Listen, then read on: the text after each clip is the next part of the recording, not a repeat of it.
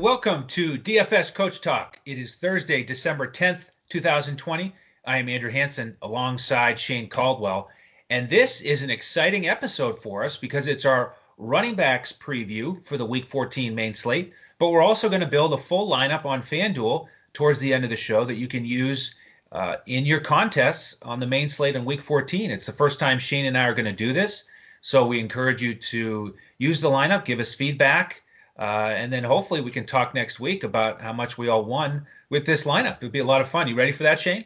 Oh, I can't wait. I'm going to lock that lineup in because we agree on a lot of stuff, but we also disagree on certain players. So it's going to be interesting because you're going to be looking at the lineup like, oh, I don't like that guy. And I'm going to be looking at it like, oh, I'm not sure if I like that guy. But then the lineup's just going to smash because that's how it's going to go. And then I also have a mystery running back that I'm going to throw out at you and see if you and the viewers can guess it. And then maybe they can get in on a little action of the mystery running back this week as well. Wow. Two exciting features in this podcast today. We get a quiz from Shane, and we get a full lineup. So, man, this is going to be a lot of fun. Let's get started with our running backs one at a time before we build that lineup. Derrick Henry for me, okay, towards the top of the board. He's expensive. Didn't get it done last week, but we are in December, and he's got a great matchup against Jacksonville. Tennessee 7.5-point favorites here with an over-under 53 on BetUS.com.pa, our wonderful partner. And, he didn't quite get it done against Jacksonville in week 2. 25 carries, only 84 yards. But, this is December. It's a different world for Derrick Henry. And after, a week last week where he didn't do too much, didn't get in the end zone, wasn't in the game late because they were behind. I think he's in a bounce-back spot here. Awesome. I'm going to go to a guy that you usually really like. We're playing reverse roles this week again. I play all the guys you love, and you play some of the guys I love. I'm going to look at our guy, James Robinson here. I mean, this guy's pretty amazing. He comes out as an undrafted free agent, comes out of nowhere as one of the top running backs in the league, the most consistent, like, bell cow back. I mean, the guy's usually typically around like 85% snap share at the running back position. He's just consistently producing. He's just a physical, quick type back. He's not fast, long speed, but he's just solid, fundamentally solid, great vision, great moves, and great physicality. And he's been catching the ball now with the big man. I call him Fantasy Gumby, the big man Glennon. He can look right over that offensive line and check down to James Robinson all day. So let's fire up James Robinson this week. I like how he's getting involved in the passing game. Now he's going up against Tennessee at home. Tennessee's a pretty good run defense. They're not an easy matchup, but the fact that he's going to get such a heavy workload and he is game script independent, so it doesn't matter if they get down big or if they're up big, he still gets the ball and he's getting more work in the passing game. So that makes him valuable even at his price of $8,000 on FanDuel, $7,500 on DK. Expensive, but this guy's getting all the work here, so that's why I think he's a good play. So you can fire up James Robinson, just depending on if you want to pay that price. He's certainly cheaper than some of these top tier guys that are in the $10,000 range. Yeah, I wish he was a little bit cheaper, but I like him for all the reasons you mentioned. Certainly a strong play. Next guy I'm looking at, Aaron Jones, and he's going up against Detroit. And I'm sorry to repeat these numbers here, Shane. Did he do okay against them last time? I can't remember. All right. I have amnesia. Plug your ears here for a minute. But back in week 2, he ran it 18 times for 168 yards, 2 scores. And oh, by the way, he caught 4 for 68 and a touchdown. So, we don't need him to do the same thing again to hit value. But great matchup. We've attacked it all season, and I feel confident going back to it that he can return value for us. Yeah, 55 over under. Green Bay, highest implied total on the board, over 31 points. So take the running back from that team is not a bad strategy at all. So especially since he torched us last time. So let me go to another guy here. Yeah, let's take a look at another team that I just love. I'm going to go back to those Chicago Bears here. And, I love these nicknames that I always hear on Sirius Radio. You probably listen to Sirius XM Radio. You always hear, there's Mandatory Montgomery, that they love to call him. So Now he's Mandatory Montgomery because he was Stonewall Montgomery. So this week he's back to Mandatory Montgomery. And Montgomery is he's looking really good here. 2 weeks in a row, crushed the Lions, crushed the Packers, good matchups. And of course, now he has another great matchup against Houston. So, I mean, in terms of a fantasy schedule, this guy has got like a gold mine of fantasy schedule. And it just so happens that all of a sudden, after he came off his injury, he looked explosive. He started getting involved in the passing game more. And we know he's just bell cow. They don't really have anyone else. They were actually giving the ball to, their special teams guy, the big guy there. What's his name? You know what I'm talking about. The Patterson, right? Cordell Patterson. Yeah, Cordell Patterson. They were giving it to him a little bit last week just as a change of pace when Montgomery needed a quick rest. But my point is Montgomery's the bell cow back. He's still reasonably priced, 6,600 on FanDuel, 6,500 on DK. He's involved in the passing game. Trubisky's been checking down to him. He's involved in the running game heavily. They've been looking better in terms of the run blocking, which they weren't earlier in the year. And he's in a great matchup against Houston again here. The only thing in Montgomery, he's going to be really highly owned. So you're going to be eating the chalk there. But he's looking like all the projections that he's in an absolute smash spot at a reasonable price here. So it's another David Montgomery week this week. All right. Another guy in a great spot is Ezekiel Elliott. And this will get Coach excited here. Again, in the matchup between Coach and Tyler Pitzer, as Dallas goes into Cincinnati and they're 3.5-point favorites on the road. Cincinnati's not very good with stopping the run. And Zeke showed signs of life against Baltimore, 18 carries for 77 yards. So, one of the best matchups he's going to see. Dallas at 3-9, if they want to have any prayer of winning that NFC East, they have to win this one. So I think they ride Zeke, and he crushes it. We need him to do that eat thing where he actually gets a lot of yards and eating all the he's time. He's been losing weight lately. He hasn't been eating much on the field. Yeah, he needs to eat a lot more. Yeah, he needs to get that big spoon out and get after it this week. And hey, he's in a good spot against Cincinnati, so Elliott could actually eat this week. Here's another familiar guy that I've been talking about all week on and off. Let's take a look and see what's going to happen this week with Christian McCaffrey. He's kind of leaning towards doubtful now. It seems like Christian McCaffrey keeps popping up with different injuries. I think it's a groin or a quad injury. He was already coming off a shoulder injury. The Carolina Panthers are out of the playoff race. So why are you going to risk your franchise guy that you paid all that money to in Christian McCaffrey? So that means it's Mike Davis time again. So Mike Davis, you kind of like this big guy coming off the bye week. He's just ready to go in and hit someone, and that's really what he does. He just goes in there and just hits people. He's pretty ruthless. But for a big guy, he's got quick feet. I like his ability to elude tacklers and then finish and get into that secondary and punish people in the run game. And I like the fact that Denver, the matchup, they're at home against Denver. Denver recently, at the beginning of the year, they were good against the run. And then when they lost Jarrell Casey and a couple of their other defensive linemen, they kind of weakened up against the run and weren't playing as good against the run. So it's a little bit better matchup than it used to be. And Mike Davis can get involved in the passing game as well.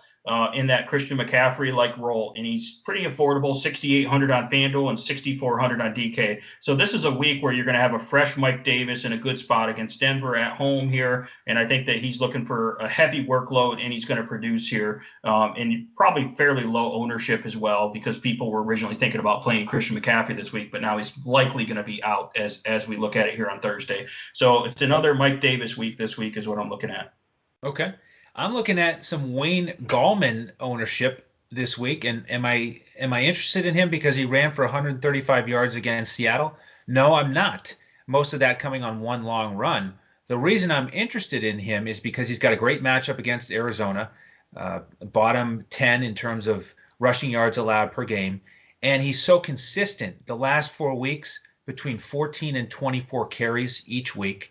And we had the Alfred Morris vulture situation last week with the touchdown. So I think we go back to Gallman to get him into the end zone, and he pays it off for us. Awesome.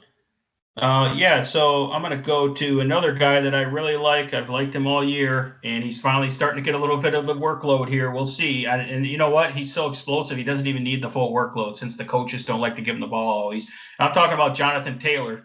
He should be fresh after last week here. I like the fact Jonathan Taylor, he's pretty affordable. His price is up to $7,000 on FanDuel, but DraftKings he's always super cheap. When you get him at 5,800 on DraftKings, seems way too cheap for the talent in the offensive line and the scheme they have. So he only got 13 carries last week, but he goes for 91 yards, and he gets 3 catches, 3 targets, 3 catches for 44 yards, and obviously gets the long touchdown. So he produces at a pretty low ownership at a cheap price. I think this week against the Las Vegas Raiders, they've been getting demolished in the run game. I think it's going to be a heavy dose of Jonathan Taylor. The fact that you only gave him the ball 13 times, I think he's going to be approaching 20 carries and some work in the passing game. The guy has like 95% catch rate. He catches everything you throw to him. He's only dropped like one pass all year. So I think they can get him involved in the passing game, but actually get him that workhorse role in the running game against a good matchup against Las Vegas. And that's how you beat them, is you just pound the ball at them.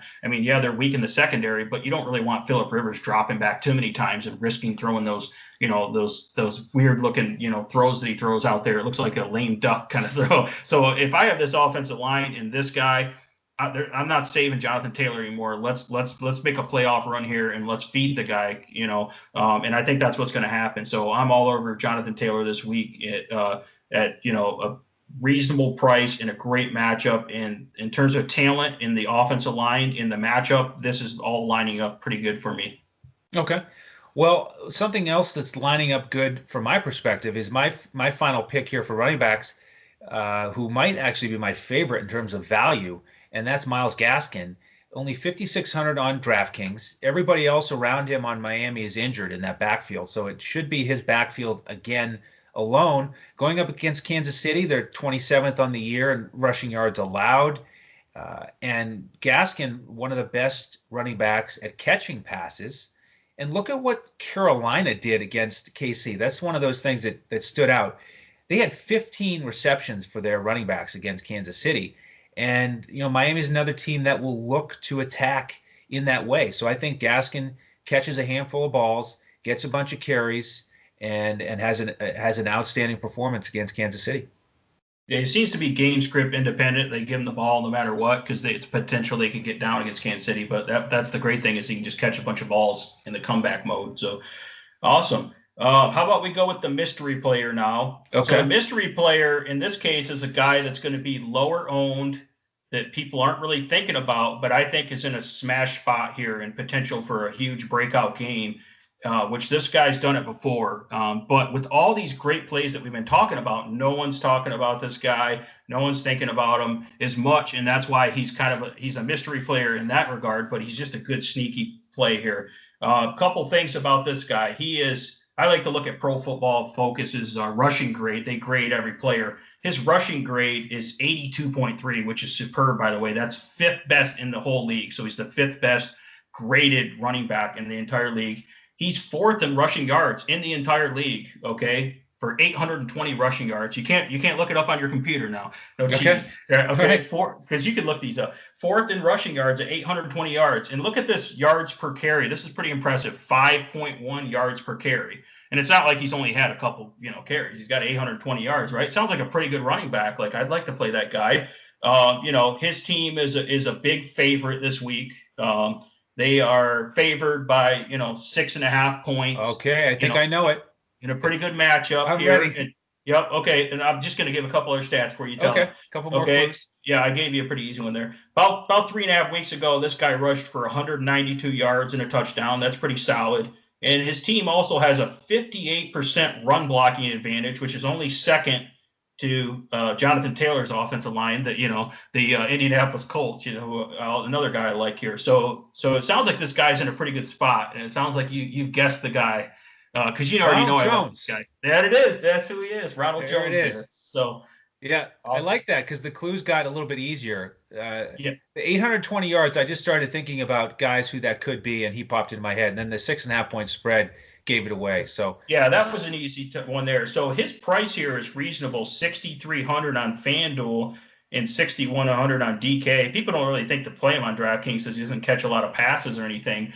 But this is a guy that could blow up like he did a few weeks ago with that 192-yard rushing. I know he had one big monster long run, was it 80 or 90 yards? But my point is, against Minnesota, I know that Bruce Arians mentioned that he wants to get him the ball more their last game after the game. So I think this is a game where they feed Ronald Jones against Minnesota, and they should be able to get the lead and really get in. Leonard Fournette hasn't looked that good lately.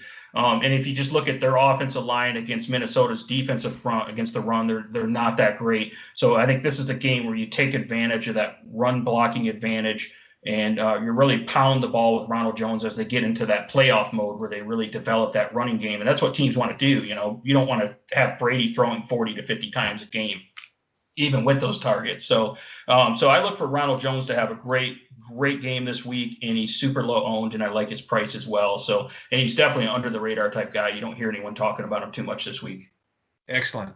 All right, Shane. Well, let's turn to the lineup building process and make some history here as we build our first lineup together on a podcast here on FanDuel.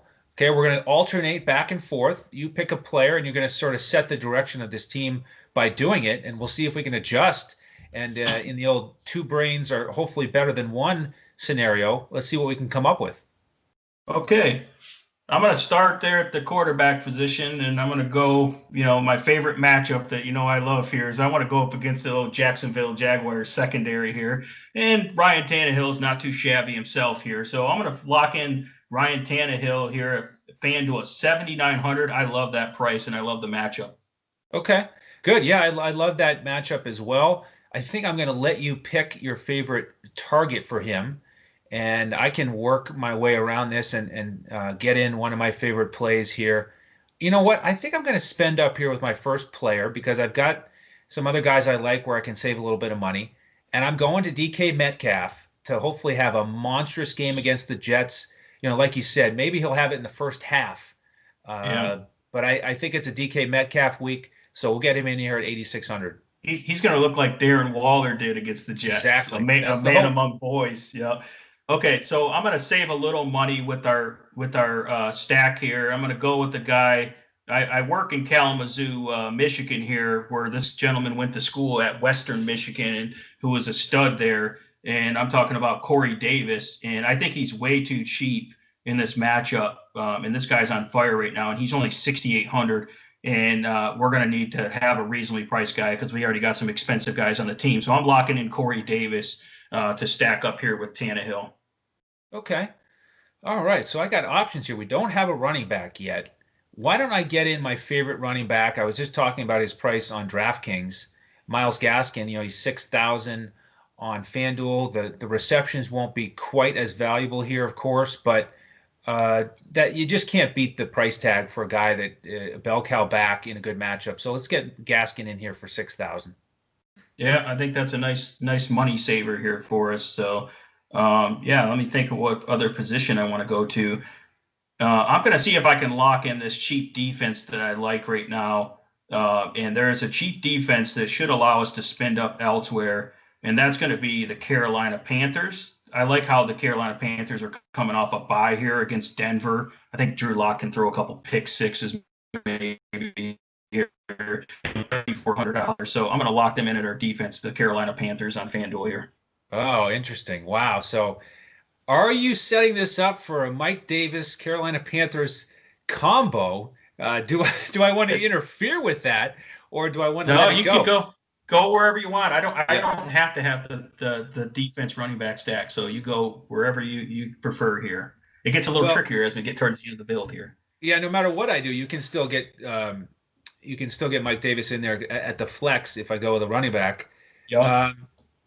Well, you did such a good job of saving money there that I think we pay up a little bit here for Zeke, and hope that he gets that spoon out like you were talking about and eats on the field finally against Cincinnati. So let's get him as another running back for 7,600. Okay, he's due then. Awesome.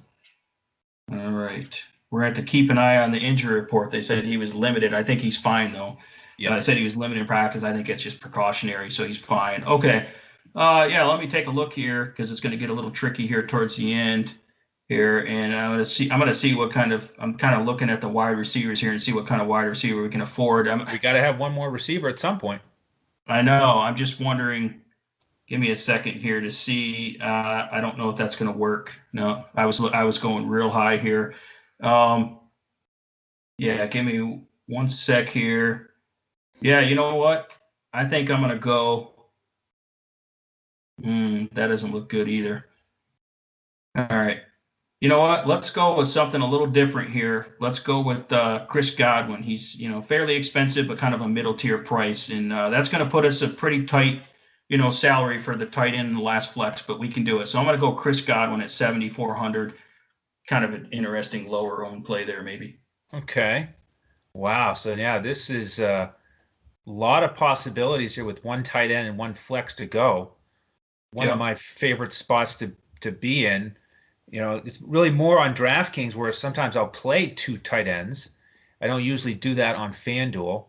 Um, let's see what happens if I put in, ooh, Robbie Anderson 6,500, but you've got the Carolina defense. That's one option we could do. What if I go with Mike Williams, who really is much more of a GPP option? I think you're going to have a good amount to spend on the tight end. You'd have 6,200. You might be able to find somebody you like there. If I give you 6,200 for tight end, will you be satisfied or not? Yeah, I mean, that comes down to then Gronk or Hawkinson, which I'd probably lean towards Hawkinson because he has less people to compete with targets, where we already have, we already have Godwin here too. So, yeah, There so I might would not probably. be there might not be any more fitting way to complete our first team than you pick one of your Detroit Lions. I know. I think so. I mean, they're going to need Hawkinson to do something here if he, if they want to compete with Green Bay. They're definitely going to be in comeback mode. And yeah, first game out, he had 4 for 62, but he's much more involved than he was earlier in the year too. So, yeah. All right, you want to go with that then? You're going to go with Mike Williams? Sure. Okay. All right. So we're going to lock in Hawkinson. Yeah, I think so. There it is. Unless you want to pivot and go somewhere else. Well, I mean, we have a little bit of time here. So the only other guy you can play is you can play my mystery player instead of Mike Williams. You can get Ronald Jones in there, but we already have Chris Godwin, so it probably doesn't make as much sense there. Right. So, yeah, I think this is a nice, kind of contrarian play here because it's definitely a GPP lineup. Oh, you're saying Jones could fit instead of Mike Williams? Yeah. Yeah, it's just a matter if you want two Tampa Bay guys, though. What's James Robinson on FanDuel? Oh, he's up there. Yeah, he's very expensive. Wish we could get him in here. He's $8,000, so we'd have to make some. Okay. All right, we can't do it. All right, let's go with it. Let's go with Hawkinson here. All right. Good way to wrap up our first lineup. So give us feedback. You can start with Shane on Twitter since he got Hawkinson in there. You can find Shane on Twitter at DET Sports Shane. You can find me at Language Olympic. If you want to talk to Coach about Zeke and the Cowboys, you can find him at JOESARVADI. If you want to find out about membership, go to DFS Coach Talk on Twitter, and you'll see again the information on our tremendous offer from BetUS. Deposit $149 on betus.com.pa. Keep that $149 there and get a free membership with us all the way until April 1st. You'll get our lineups all winter in the NFL and the NBA every slate, PGA every week, MLB when it starts up. Or if you don't want to go through BetUS, then you can just go to our website and pick out whichever membership you want, the week, the month, or the winter NBA package. Again, same length of time, same price, all the way until April 1st for $149. We'd love to have you. Again, we give out the full different lineups than this one that we just built. We're going to give out a cash lineup to our members, a GPP lineup, and we also have you covered on DraftKings with core plays and pivots on the coach's clipboard and a Yahoo lineup that's been crushing it. So if you play over there, we've got you covered. Shane, any final thoughts here on the Running Backs podcast? No, I think we're loving it. We're loving the running backs this week, and I think we have some great matchups and some great spots here. So loving it. Absolutely. Well, it was a lot of fun building the lineup with you, Shane. Great work on all of our podcasts. If you haven't heard the other ones, check out the quarterback show, the wide receiver tight end show. Stay tuned this weekend for our primetime show where we always we preview the primetime games. And then, of course, check us out this weekend with our NBA coverage as we're ready for NBA preseason. And again, if with membership, we're going to cover every NBA preseason slate as well with lineups. So jump in with us. We're ready for a big winter. We'd love to have you join the family. All right, Shane, great work again. Thank you to the rest of the DFS Coach Talk team. And I am Andrew Hansen. We'll catch you next time as we look to crush it in DFS.